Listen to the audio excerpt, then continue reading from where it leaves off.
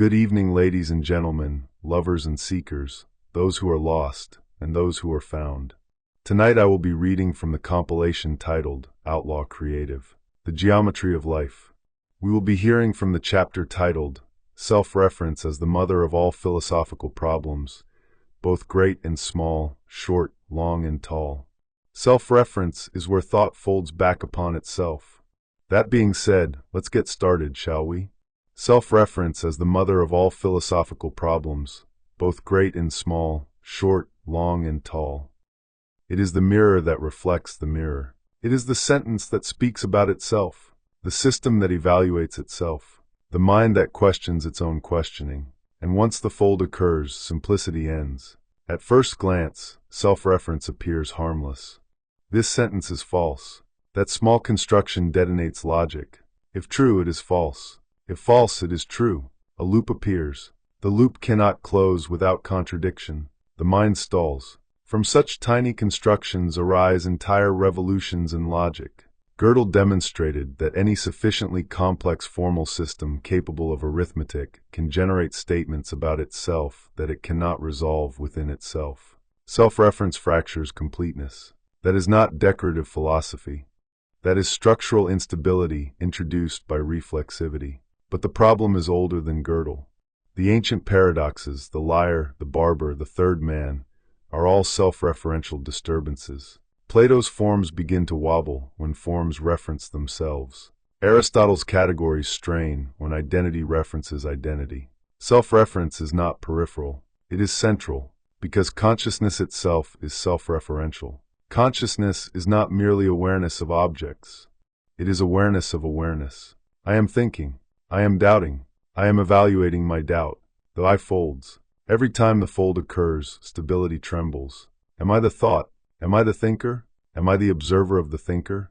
Identity becomes layered, and once layered, irreducibility becomes suspect. Theological systems strain under self-reference. If God knows everything, does God know that He knows? If God is all-powerful, can God limit Himself? If God is beyond comprehension, can that claim itself be comprehended? The infinite referencing itself generates vertigo. Negative theology arises partly as a defense against self-referential collapse. Silence becomes strategy. Ethics fractures similarly. If morality is objective, who validates objectivity? If morality is subjective, who anchors subjectivity? If conscience judges action, who judges conscience? Self-reference destabilizes authority. The judge becomes judged. The system becomes evaluated by its own criteria. The recursion does not stop. Language itself is recursive. Definitions require words that require definitions. Meaning is networked. There is no final anchor outside the system. Self-reference reveals that every system contains its own vulnerability. This is not flaw. It is inevitability. Even shorter essays that describe their own structure engage self-reference. A piece titled The More Good Easy that demonstrates its own thesis is self-referential architecture. The form validates content. Content validates form. The loop is stable. But stability here is aesthetic, not logical. It works because it is light. Add too much weight and collapse begins. Self-reference is not merely a philosophical nuisance.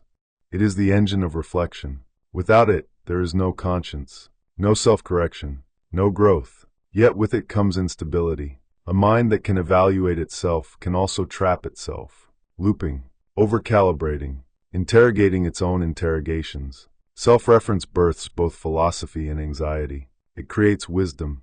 It creates paralysis. Consider wickedness. If one asks, "Am I wicked?" the question itself alters orientation. Self-reference introduces conscience. But if one loops endlessly, "Am I righteous for asking if I am wicked?" paralysis follows. The recursion must be bounded. All grand philosophical systems wrestle here. Metaphysics asks, "What is being?" Then asks, "How is the questioner part of being?" Then asks, "Can being include the act of questioning being?" Epistemology asks, "How is knowledge possible?" Then asks, "How is that claim known?" Then asks, "What validates the validator?" Self-reference is the mother of the great problems.